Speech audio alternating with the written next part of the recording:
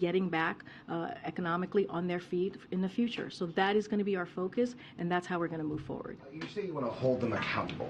Norfolk Southern, they're responsible now for 4 train derailments in less than 5 months. Is the administration comfortable with them taking the lead on self-regulation? So look, it's notable and unacceptable. That's what we've been very clear about that.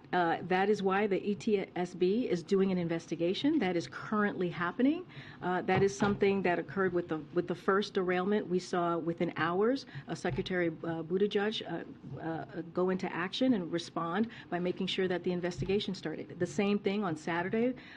The investigation has been for NTSB was just called to move forward this morning. And so that's what we're going to see. We're going to have an investigation. We're going to see exactly what occurred. But in the meantime, we have to hold them accountable to make sure the community is made whole again. Are there any plans for President Biden to visit East Palestine? I don't have anything to share on a planned visit for the president to Ohio. Okay. Thank you, Karine. Speaker McCarthy is planning to meet with the leader of Taiwan in California. Does the White House have a reaction to that, and are you advising him at all ahead of that meeting? So I don't believe Taiwan has announced any travel for the president of Taiwan. Taiwan's presidents have traveled to the United States in the past, so I would refer you to Taiwan for anything specific on that. And certainly I would refer you to the Speaker's office any potential meeting that he may be having with the president. I just don't, from what I understand, no announcement has been made. Preference that a meeting like that would take place in California as opposed to Taiwan to avoid... Again, I'm just not going to comment on something. No, I totally hear your question, Jeff. It's just not something that I'm going to comment on since it doesn't seem like it has been announced at this time or any travel has been put forward. All right, and one other topic. Former President Trump said over the weekend in his CPAC comments multiple things. One thing he said to his supporters was, "I am your justice, and for those who have been wronged and betrayed, I am your retribution." Does the White House have a response to that? As you know, because of he is a 2024 candidate, and we are covered here by the Hatch Act. I'm just not going to comment on those words that the speech that he made this weekend. Just want to follow up on something one of my colleagues asked about last week. There were protests this weekend in Iran related to the poisoning of the alleged poisoning of the schoolgirls there. If the administration has any updates in terms of what they've seen or any investigations that may be underway at this point in time. So, as you know, Phil, we are closely following this deeply concerning situation that we're seeing currently in Iran. The continued poisoning of schoolgirls across Iran is unconscionable.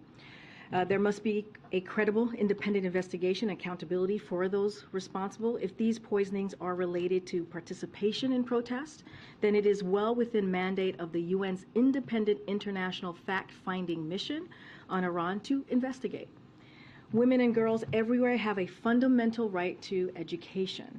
Time and time again, it has been demonstrated that when women and girls receive an education and are able to contribute to their economies, it benefits society as a whole. So the possibility that girls in Iran are being possibly poisoned simply for trying to get an education is shameful and it's unacceptable.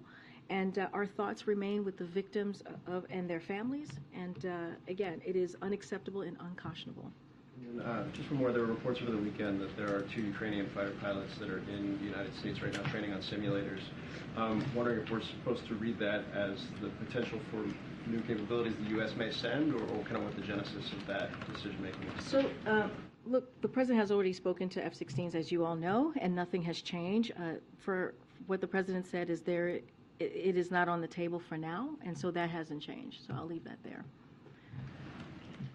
Can you speak to the incident involving 4 U.S. citizens in Mexico who have come under gunfire and have been kidnapped, and how the administration may be able to get information out of Mexico, or what the status of that is right now? So I have a statement here that I want to read out to all of you. We are closely following the assault and kidnapping of 4 U.S. citizens in Matamoros, Mexico. These sorts of attacks are unacceptable. Our thoughts are with the families of these individuals, and we stand ready to provide all appropriate consular assistance. U.S. law enforcement is in touch with Mexican law enforcement. The Departments of State and Homeland Security are also coordinating with Mexican authorities, and we will continue to coordinate with Mexico and push them to bring those responsible to justice. And again, our hearts are with the families. Any early indications as to the circumstances or any efforts to try to locate these Americans? Don't have anything to share outside of what I just laid out. Clearly, we want to be really careful here. There are privacy concerns, and so I don't want to share too much about the information on how we're moving forward or even the individuals. We just want to be really mindful on that. But clearly, we're on top of this. Thanks, Karine. Does the president have a meeting scheduled yet for him to sit down with Speaker Kevin McCarthy about budget or the debt? So right now, we don't have a meeting to preview or scheduled right now at this time. I've said this before. Our teams, their team, and our team have been in constant communication since the first time that they met. Just don't have anything to preview. As you know, the president's going to be putting forward his budget on March 9th, and we have called on Republicans in the House to do the same, to be transparent, to lay out exactly what it is that how they want to move forward with the fiscal year. One of the things that we have heard from them is how they want to continue or want to cut Social Security, Medicare, Medicaid, and ACA. And so we want to see what is it that they want to do. How do they see moving forward in a fiscally responsible way? As we know, the president has been very clear. He's going to continue to fight for Social Security. He's going to continue to fight for Medicare, Medicaid, and ACA. Again, we want to see. We're going to put our budget forward. We want to see what they're going to do. But no timeline on when that sit-down might take place? No. Could it happen this week? For this week, we don't have anything right now scheduled at this time. And originally, the Treasury Secretary said that she could keep extraordinary measures going through June. Then the CBO later said actually it might be July through September. When does the White House believe that things get critical as it relates to the U.S. debt? We basically follow what the Department of Treasury said. The Secretary said through June, and that's the timeline that we're looking at. We're reporting today that the manufacturing sector is showing signs of weakness. Obviously, manufacturing jobs are a priority for your administration. Are you concerned at all that momentum is slipping there, that could be to do with higher interest rates? Look, we're going to continue to make sure that we deliver on the president's economic policy, economic plan. And having more than 700,000 jobs that have been created under this president shows that commitment. And shows how the present economic policy is working. Look, that's why this CHIPS and Science Act is so important. And you've heard over and over from these different manufacturers who are coming back to the U.S., who are building these manufacturers, creating jobs. And so we're going to continue to work closely with them and make that a priority. That doesn't stop. I don't have any concerns right now to share with you, but we are, again, close to 800,000 jobs have been created under this administration, manufacturing jobs, and that is a commitment that this president has had to make sure that we're bringing manufacturers back to the U.S. And you said last week you check on the license plate on the Beast, whether it says that taxation without representation. Oh my gosh! Any update on that? My homework is not on par today. We have checked in, just haven't gotten an answer on that just yet, and so we are diving in and trying to get an answer to all of you. Go ahead, Steve. Staying on local matters, the D.C. Council chair said today that he thought he had the power to rescind the sending of the bill to the Senate for its review. Was there any communication between the White House and Council Chairman Mendelson's office prior to his press conference? So our team was made aware earlier this morning. As you know, when it comes to how the Senate, the mechanics of the Senate move forward, that's something for the Senate. I encourage you to ask them and how that will work and how that will move forward. But yes, we were given a heads up this morning. The Senate intends to move forward with its vote on the resolution to disapproval. The president still intends to sign it. Is that right? Look, again, we've made ourselves very clear. If the bill comes to the president's desk, he will sign it. One other question on this. I don't think you've been asked this directly before, but last week you said that the president viewed what the D.C. Council did as unacceptable. You specifically talked about how the bill would reduce penalties for armed carjacking, and you even mentioned sexual assault. So the question is why the president would still support D.C. statehood. if the council is going to pass bills that the president finds unacceptable, why would the president empower the council to have the power of a state legislature that he couldn't check? Because he believes, and he has for some time now, that D.C. should be a 51 state. They should have a statehood.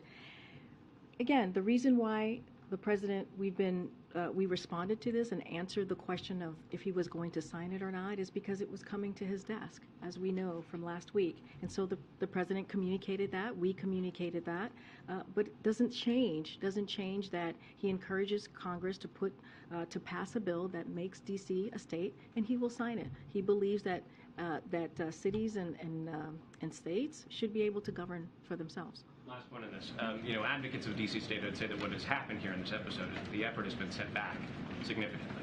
That essentially what the president has done is he's given juice to opponents of statehood, and statehood opponents say that this episode has proven them right, that the D.C. government should not be self-governing without Congress's involvement. Well, we disagree, right? We believe D.C. should be a statehood. I mean, we've been very clear. The president has been very clear. Again, D.C. is not a state. It's not a city.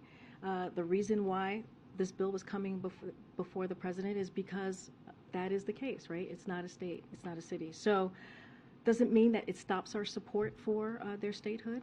Doesn't mean that the president has changed his mind on that. We still support that and want to see that happen. And we're going to continue to encourage Congress to move in that way. There's a bank that's having some issues right now called Silvergate. I'm wondering if you guys are monitoring that. On Friday, they shut its crypto-focused payments network, Silvergate Capital. And they said a filing last week that they may have to evaluate the viability after $1 billion loss in the fourth quarter. Is there anything the administration is doing to monitor that or stepping in, that sort of thing? So we are aware of the situation and monitoring the reports. Won't comment on Silvergate specifically, but it is obviously only the latest company in the cryptocurrency field to experience significant issues. In recent weeks, banking regulators have released guidelines on how banks should protect themselves from risks associated with crypto. As you know, this is a president that has repeatedly called on Congress to take action to protect everyday Americans from the risk posted by digital assets, and he will continue to do so. So we won't speak to this particular company, as we have not on other cryptocurrency companies, but we're going to continue monitoring the reports, and clearly we're aware of the situation. Can I just ask briefly on the Fed chair search, Fed vice chair, search, is there any update you can give us? And in particular, Senator Warren is a critic of Chairman Powell and has called on the administration to appoint a vice chair that is effectively a counterweight to Chairman Powell in decisions on interest rate hikes. Do you have a view on that? Are you, in essence, trying to counterweight the chairman in this process? And where is the process at right now? I'm certainly not going to get ahead of the president's process or lay out what he's thinking or how that process is going to move forward. What I can say is this is a priority for this president. I don't have anything to preview on any specific candidates or announcements, but clearly we'll have something in the near future. I wondered, Karine, if you could comment on some efforts in Republican states like Florida and Texas, where they're cracking down on undocumented immigrants. In the Florida legislature, there's a proposed bill that looks at requiring private companies to do more to check the immigration status of their employees. In Texas, there are lawmakers considering a bill that would deny undocumented children access to public education. Does somebody have something to comment on these efforts? So I haven't seen these bills. What I can say is, and as you know, on the first day of this president's presidency and his tenure, first day of his tenure, he said very, very clearly that he took immigration reform very seriously, and he showed that by action, by putting forward a piece of legislation that was comprehensive, that dealt with the immigration issue that we have seen in this country for some time in a real way. And he asked Congress to take action as well. And so I can speak to that. I can speak to how the president wants to move forward in a way that we're protecting our border in a secure way, which is why he's taken actions, whether it's the parolee program, whether it's putting 24,000 federal agents on the ground and making sure that we're doing this in a safe and humane way. And so that's what I can speak to. That's the way the president wants to move forward, and I'll just leave it there. This bill says that they would deny undocumented children access to public education unless the federal government pays for it. If this moves forward in Texas, is this something that the administration would consider? Yeah, I'm not going to get. I haven't not haven't seen that piece of legislation, haven't talked to our team. I'm just not going to get ahead of any state, local legislation. What I can tell you is what the president has put forward and what he has, how he sees this process moving forward on the federal level is coming together with Congress coming together with us, Republicans, actually taking real action and not doing political stunts, because that's what we see in these states is continued political stunts and not really dealing with an issue that they can. If we came in a bipartisan way, we can actually deal with the immigration concerns in this country. But they refuse to do that. Thank you. I wanted to follow up on the issue about the 4 U.S. citizens kidnapped in Mexico. Has the president been informed? What was his reaction? If you can share anything about that. I can tell you the president is aware and has been informed. Ambassador Salazar is meeting today with President López Obrador in Mexico. What message does the administration want to convey, or what is your priority for that meeting? Well, you know, the president went to Mexico most recently for the summit, met with the Mexican president and also the Prime Minister Trudeau, and they laid out their commitment to work together on issues that matter to the region, whether it's immigration, whether it's national security, and I think that summit sent a very loud message to the people of Mexico, to the people of the United States, and also Canada. As you know, just to take a step further, the president is going to be meeting with the Prime Minister later this month to continue more of that conversation that they had. I don't have anything to preview or to lay out about the meeting that Salazar is having with the President of Mexico, but we see Mexico as a close ally, an important partnership that we have in the region, and clearly we want to continue it to grow. Thanks. Looking ahead to next month, April is the end of continuous enrollment for Medicaid. How concerned is the White House about these millions of Americans that could lose health insurance? Well, that is something that is a concern to the White House, which is why we have continued to work to make sure that health care is affordable for Americans. You've seen us do that with Inflation Reduction Act. You've seen us do that with other policies coming out of the administration. We will, clearly you'll see the President's budget on March 9th that will speak to some of this. Don't want to get ahead of what the President's gonna lay out in his fiscal year budget, and so I'll just leave it there. The President has said that his plan on the budget would reduce the deficit by $2 trillion over the next decade. How did the administration land on that number of $2 trillion? And then does that mean that the President does believe the current path of growth in the national debt is hurting the economy? Trying to gauge his concern level around the growth of debt, given that we've heard about that $2 trillion number. So what I'll say is the President understands his fiscal responsibility. He understands how important it is to lower the deficit, which is why he was able to do that the first 2 years by $2.7 trillion. And so by him saying that he's going to do that by $1 trillion over the next 10 years continues to show that commitment. And so that is incredibly important. And we have said, if Republicans want to have a real conversation about how to lower the debt, then he's ready to listen. He's ready to hear what they have to say. That's why we have said we're going to put our budget forward on March 9th, and we're waiting to see what they're going to do. So far, their proposals have been to add $3 trillion to the debt. As you think about them giving a tax break or giveaways to millionaires and the rich and the wealthy, as they talk about wanting to cut Medicare, Social Security, Medicaid, ACA, that's what they're bringing forward. And we're saying, you know what, we're going to protect those really important programs, and we're going to put forward, he's going to put forward a fiscal budget that is going to be responsible. I'll say a little bit more about this week. As you know, he's going to deliver remarks in Pennsylvania, and he's going to show his plans to invest in America, continue lowering costs for families, protect and strengthen Social Security, Medicare, reduce the deficit, and more, as you just asked that question. And so you can expect to hear more from us in the days leading up to Thursday. We'll have additional information on some of those pieces as we head into Thursday. Quickly explain the reasoning for traveling for the budget rollout. You know, going to Pennsylvania for this, obviously that's an important state when it comes to a forthcoming election. Why travel to? So I'm not going to get into elections, but as you know, the president is Pennsylvania is very close to his heart. He sees that as his, I don't know, second home. And so we believe when we go out there and travel and and go to places like Pennsylvania and other states, it's an opportunity for the president to talk directly to the American people. This is important, right? When you think about the fiscal year budget, you think about how the president's going to lay out his plan for the American people. He thinks it's important to do that and make sure that that he talks directly to the people, to American people out there, and that's what you're going to see him do. And so he'll just happen to be doing it in Pennsylvania, a place that we travel to a lot, as you all know. Those who travel with us. Go ahead, Ed. Yeah, thanks, Karine. I want to ask you about energy policy. So if the president had allowed the Keystone Pipeline, the Keystone XL, to go forward, it would have been operating today or very close to being turned on today. Any regrets about canceling that project and any consideration of reversing any energy policies for a more balanced approach going forward? So look, the president has been very clear about how he's approaching the energy space. He does it in a way that is responsible. He does it in a way that delivers for the American people. There's nothing new here. The decision that he's made, at the same time, having one of the most important historical climate, when it comes to climate change, investments and policies. That is not going to change on how the president moves forward here.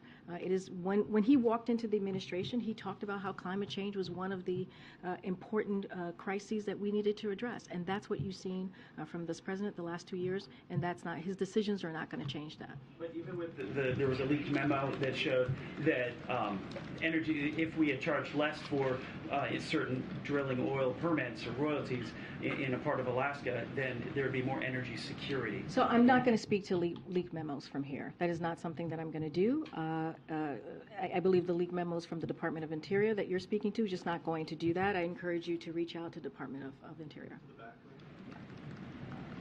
Way in the back. Yes, thank you. Well, the person behind you. Yes, someone new. Someone new. Thank you. I appreciate that. Tori with Spectrum News, by the way. Karine, thank you so much. Sure. On the note of the budget proposal, this is happening. He's unleashing or unveiling this proposal under the shadow of the debt ceiling, and since February was the last time, according to House Speaker McCarthy, the president has sat down with the speaker to talk about some type of deal. McCarthy says he rejects, a clean increase without some concessions or spending cuts. Is the president going to come back to the table with McCarthy to talk about it? What's the plan here? He never came to the table to negotiate on the debt ceiling. That was not something that occurred. That is not something that's happening. We've been very clear. We're not negotiating around the debt ceiling. This is something that Congress needs to do. It is their constitutional duty. It is something that has happened 78 times since 1960. It is something that happens in a bipartisan way. They should not put the full faith and credit of this country hostage, should not keep that hostage. And so this is something that we believe that should happen without conditions. And so that's how we've been moving forward. We've been very, very clear about that. I just talked to one of your colleagues about the thing that we are happy to talk about is how to lower the deficit. We are happy to have, the president would look forward to having a conversation, a real conversation with House Republicans on how to do that, because he has been successful in doing that. $1.7 trillion the first 2 years, and he'll share more with his budget on March 9th. Has been sounding the alarm. She says we're about 3 or 4 months away from, true disaster here. Is that not at all concerning that, there can't be some deal? Yeah, and that should be concerning to House Republicans. It should be, because this is something that has been done, again, multiple times over the last several decades. And this is something that is their constitutional duty to do, is to lift the debt ceiling. And it's been done in a bipartisan way. They did it 3 times under the last administration. Go ahead. Wow, James. A group of one. I am just referring to myself. I'm going to take that because I think I'm plenty old. I have 2 today. First of all, on the Taiwanese president, how does the White House feel about her proposed visit to the U.S.? What outcomes do you hope to see from it? And will any administration officials be meeting with her? Right now, there is no There's no planned travel, so I'm not going to speak to a travel that has not been planned. And as stated earlier, it wouldn't be the first time that a Taiwanese president has traveled to the U.S., but I'm just not going to speak to a travel that has not been locked in yet. He has a second question about the International Women of Courage Awards. You're giving an honorary award to the women and girls of Iran. Who's going to be accepting that on their behalf, and what sort of message does it send if they can't be here, they can't participate? What is the point of doing this?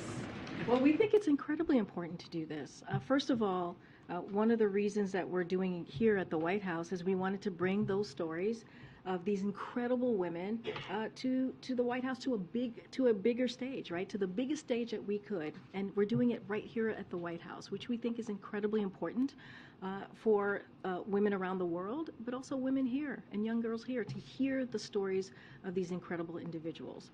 Girls everywhere need to know that there are women who are fighting for them, transforming their communities and building a better world for all of us. And so we think it's critical, we think it's important, we think it needs to be seen, and we are really thrilled to see this on Wednesday. Don't have anything more to share. We'll have more to preview in the next day or two.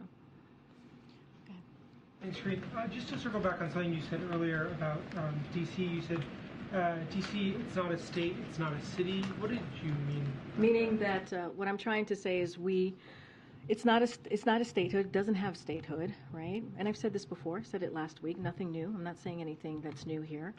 And because it's not a statehood, right, the president had to make a decision. This bill was brought because this bill was about to be taken to his desk. And that's the only reason this is happening. And so, again, the president's going to continue to support D.C. statehood so that we can see it govern for itself. That's what he believes. He believes that cities and states across the country should be able to govern on its own. Can you just give us, I know this was a decision made last week, but obviously affects hundreds of thousands of people here in the district. 700,000 people, yeah. What was was there a policy process around this decision? When did the president know about it? Did he speak with the mayor himself? Were there any sort of conversations, or how did he come to this decision? So I don't have a timeline to lay out for you on the process and how it occurred. I don't have a conversation to preview for you with the mayor. As I mentioned before, our offices here, not just the Intergovernmental Affairs, but other White House offices are in regular touch with the mayor and her office and her staff, but just don't have anything to lay out. But look, the president knew he had to make a decision. He had conversations with his team, and he made that decision. Get in the back.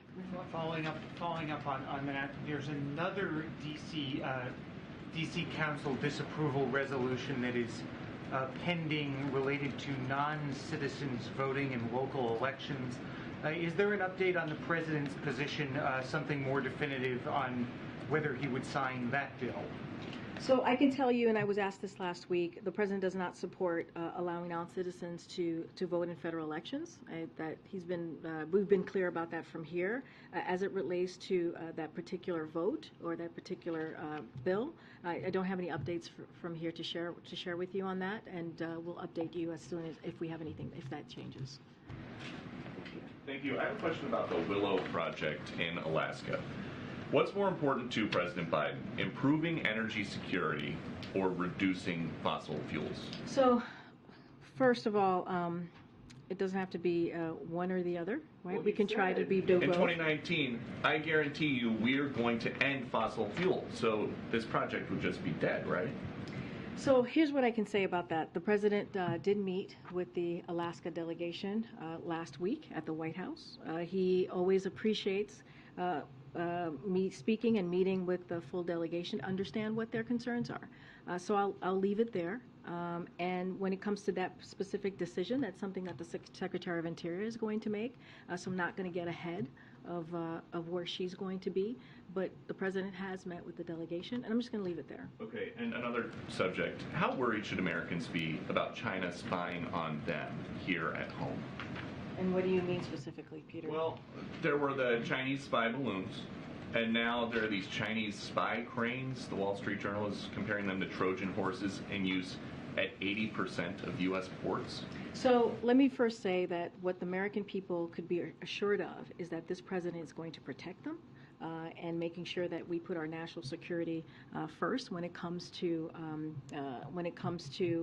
anything that they feel could threaten that. And the president has shown that. He's shown that over and over again. So on the cranes, don't have any comment on that specific reporting. I would refer you to the Department of Transportation and the Department of Defense, who've been tasked with Congress to study this particular issue. The National Security Council, in close coordination with the Department of Homeland Security and Department of Defense, Coast Guard, and members of the Intelligence Committee, have been actively working to address potential cyber vulnerabilities across the marine transportation system. This includes enhanced coordination across the federal government and engagement with key stakeholders in the maritime industry. And just last month, the administration issued a worldwide maritime port vulnerabilities advisory underscoring the potential threats posed by foreign manufactured port equipment. So again, this is something that the president takes very seriously, and will always take action to make sure we protect our national security. And if this is a Department of Transportation lead, does Secretary Buttigieg have experience with? It's not just the Department of Transportation; it's also the Department of Defense. Okay. Thanks, Karine. Has the president had a chance to look at the Parents' Bill of Rights bill that's being proposed by some House Republicans? I can't speak to what the president has reviewed or not reviewed at this time. Okay. All right. Go ahead. Last week, the Department of Justice acknowledged that in 2020, they'd used, the FBI had used 702 authorities to illegally spy on a member of Congress. Can you tell us who that member of Congress was? Has that member of Congress been briefed by the White House? I would refer you to the Department of Justice, just not going to speak to that from here. Go ahead. Thanks, Karine. On the budget that's coming out later this week, you've referred to it as fiscal year budget, which it is. It has also been talked about in the last couple months as it relates to the debt ceiling. And we've heard the president in the recent months as well talk about the need to finish the job. Talk about its State of the Union, mentioned that phrase today. Should we view the budget that's coming out, I know you won't get into specifics, but in terms of this fiscal year document, in terms of needing to take on the debt ceiling, or in terms of something much bigger than that, a job that the president wants to finish in the upcoming So when he talks about finishing the job, he talks about looking at the first 2 years of his administration and what he's been able to accomplish. You hear the president speak to how he has built an economy or wants to continue to build an economy from the bottom up, middle out. You think about the historic pieces of legislation that he's been able to get done. We were talking about, someone just asked me about the manufacturing jobs. Almost 800 manufacturing jobs have been created under this president. That's because of his policies. You think about the Inflation Reduction Act, which lowers costs on healthcare, lowers costs on energy. It's going to change many people's lives. If you think about insulin and capping that at $35 for our seniors. All of those things are incredibly important, and he wants to build on that. But then if you move forward and you fast forward and you look at just November and what happened during the midterms, the American people were very clear. They want us to come together and continue to deliver for them. They want us to continue to fight for their freedoms. They want us to continue to make sure that we lower cost. And so that's what the president is talking about. He's asking and saying to Congress, come work with us, Republicans. Why don't we come together and work in a bipartisan way so we can finish the job? And that was the message that the president said in front of Congress at the State of the Union, to finish what he started that has been historical and that is going to be transformational for families across the country. Secondly, a month ago on February 6th, I asked you about TikTok, whether it was a national security risk. And you had noted that there was an ongoing CFIUS review at the time. Just last week, there was some conversation about this as well. And you said that it is a, quote, or you talked about the, quote, potential national security risk. So is CFIUS, just if you could clarify, does the White House believe that TikTok is a potential national security risk, or is that what CFIUS, when that process works itself through, will determine? So there's a CFIUS investigation, so we try not to dive in too much because there is a CFIUS process that's that's ongoing, and we want to let that process go forward. But we have been very clear on our concerns, like with apps like TikTok. I've said that before. You've heard us say that from here. We know certain countries, including China, seek to leverage digital technologies and Americans' data in ways that can present national security risks. And so that has been our statement. That is what we have said for the past several months. But again, it's under CFIUS. The committee is moving forward on looking into this, so we try not to get too far ahead of that. Go ahead. Thank you so much. On the budget, just following up on Ronald's question, by traveling to Philly, the president is obviously making a big thing out of this budget. But we know that many Americans find it difficult to really understand what he's doing with the economy. It's not very concrete. And a budget is, as you said, like big figures, trillions, billions, and maybe not relatable. So what's his strategy to make it a little more real for, the So, American not going to get ahead of what the president's going to say. He's going to give remarks. He'll lay that out in front of the American people on how he sees the fiscal year moving forward, how he sees the budget for the American people. And he's going to be transparent. He's going to lay that out and be very specific. We've talked about how he wants to invest in America, right? He talks about how he's going to fight for Social Security, Medicare, Medicaid, ACA. Those are things that Americans understand very personally, especially if you think about these programs that they pay into. And so that is going to be very important for him to lay that out. But it's not just that. The president's going to be fiscally responsible. You all will see this. He'll communicate that directly with the American people.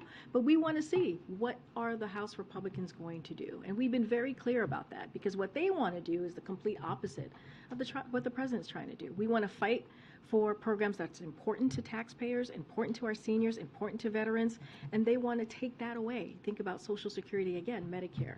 And so you'll hear directly from the American people, but from the president. But in the last couple of weeks, in the last several months, the president has laid that out. You heard it at the State of the Union. He's been very clear on what he believes in, on how he sees the economy growing, and how he's going to continue to fight for Americans. Thanks, Karine. On student loans, the president said last week that he's not confident that the Supreme Court will decide to clear his plan. So I'm checking if you have an update on what the alternative is if his student loan plan is struck down. So he's also said we're confident in our legal authority, and I think that matters. And of course, we're not going to know where the Supreme Court is going to ultimately decide on what direction they're going to go. But what you saw from the SG last week was a very strong defense of the president's plan.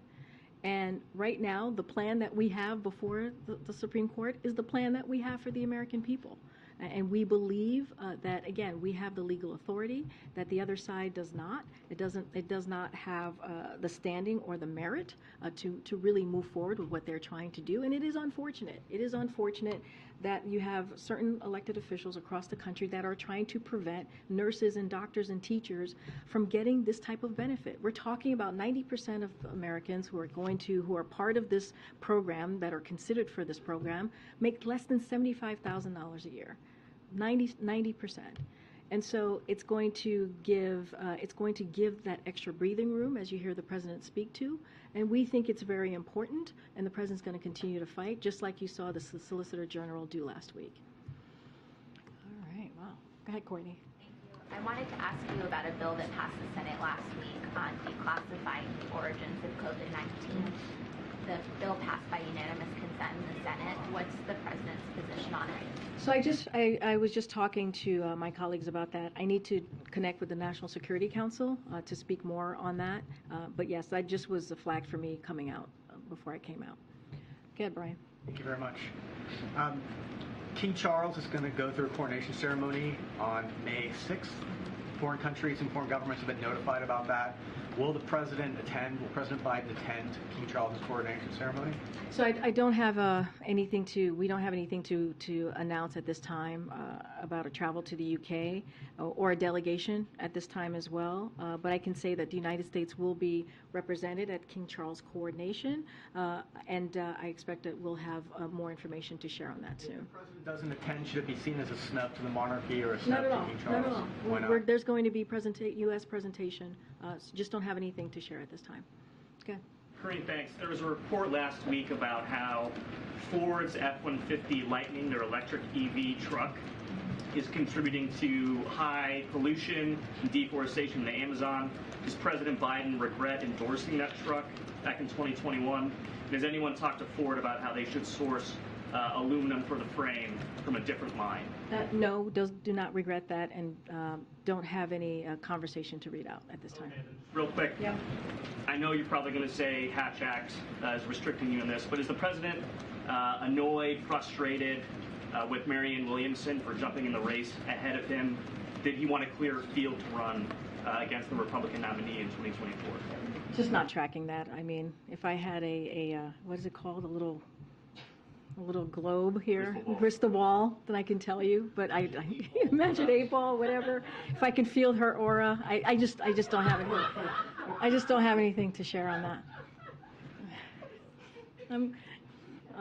Gosh, you guys are making me laugh now. Okay, in the back with the mask. Thank you. With regard to the budget, can you speak to if there's been any argument against pursuing renewed COVID funding within the president's budget, and if so, what happens? Yeah, I'm not going to get ahead of the president's budget at this time. You'll hear directly from him on Thursday. I mentioned how we'll have some parts of his budget that we'll kind of lay out for all of you ahead of Thursday. I'm just not going to get ahead of the president at this time. Okay, go ahead. I wanted to ask you about the protests over the weekend near Atlanta. Dozens of people were arrested protesting the so-called cop city. Is the president aware of this, and is the White House worried about this escalating? Wait, say that again. What was the protest? The protest was, it's a facility, a training facility that's being constructed for police officers. It's called Cop City. It's near a black residential area. The protesters are concerned that this is going to lead to escalation of police militarization. There have been 23 that have been charged with domestic terrorism, but there were 35 people arrested. So the concern is the president aware of this? Is the White House concerned about this escalating? And then I also had a follow-up. The Georgia Attorney General has said that some of the people that have been arrested were from outside of the United States, from Canada, from France, from an international group that were here just to undermine American public safety. So is the White House tracking this, and how worried is the White House about this? No, I've not heard any discussions about this protest over the weekend, so we'd have to go back to the team and see where we are, where we're standing, and a response on that. This is the first time I'm hearing about this protest over the weekend, so just would have to come back to you on that. All right, Stephen. Thank you, Karine. I have a Saudi Arabia human rights question for you first, and then I'd like to ask you about Russia sanctions. Regarding Saudi Arabia, there's a 72-year-old U.S. citizen named Saad al-Mahdi who is in prison for a series of tweets he wrote when he was in Florida. He was given a 16-year sentence in October, and you commented on the case then. The Saudi appeal system decided to review the case, and last month decided he needed an extra 3 years in prison, despite the White House condemning the original sentence. His son told me it was a middle finger to President Biden, and that he wants his father to be declared wrongfully detained. There's been some bipartisan reaction to this. Congresswoman Ilhan Omar told me that it's, quote, atrocious and unbecoming for the Biden administration not to declare him wrongfully detained. So does President Biden have a reaction to the new sentence, and is there a reaction to the one? So we have been monitoring the case of Mr. Saad Ibrahim al-Mahdi, as you know. I think I've mentioned this before, not just myself, but my National Security Council colleagues as well. Since we learned of his arrest and have been in regular contact with his family, we have brought up and raised our concerns regarding this case at senior levels at the Saudi government. So that is something that we've been very vocal about and brought up again to government officials. And our belief is exercising the freedom of expression, including through social media, should never be criminalized. I'm not going to get into the process here and how we move forward. That's something that the State Department, as it relates to these types of issues, but we've made ourselves very clear, and we made ourselves clear as well to the Saudi government. It's fair to say President Biden is upset about the new sentence. What I can say is that we have raised our concerns and have spoken to this particular individual a couple of times from this podium. Regarding Russia's sanctions, I'm wondering if you could share the reason why President Biden hasn't sanctioned the Russian billionaires Vladimir Yevtushenko and Yelena Baturina. How is he handling the conflict of interest there, given his son was a business associate of these two people? And can you confirm that as sitting Vice President, He dined with Batarina in Georgetown. I'm just not speaking to anything that's related to his son from here. If you want to ask a question about Hunter Biden specifically, I would refer you to his family. And as it relates to any sanctions, I'm not speaking to individual persons that from Russia. Go ahead. Thank you. I want to ask you about COVID origins. I understand that administration is trying to get to the bottom of this. I just want to ask you if the final conclusion might look like, is it going to look like each institution that is looking into and investigating come up with their own conclusions, or administration will have one final perspective? As you know, the intelligence community is looking into this. This is something that the president has asked since a few months into his administration, and so they're redoubling down their efforts. They're looking into the origins of COVID. Clearly, it's important. He believes it's important to get to the bottom of this, especially as we look ahead to the future and trying to prevent any future pandemics. I'm just not going to get ahead of the intelligence community. They're working through this, and I'll just leave it there. All right. Thanks, everybody. I'll see you tomorrow. Thank you.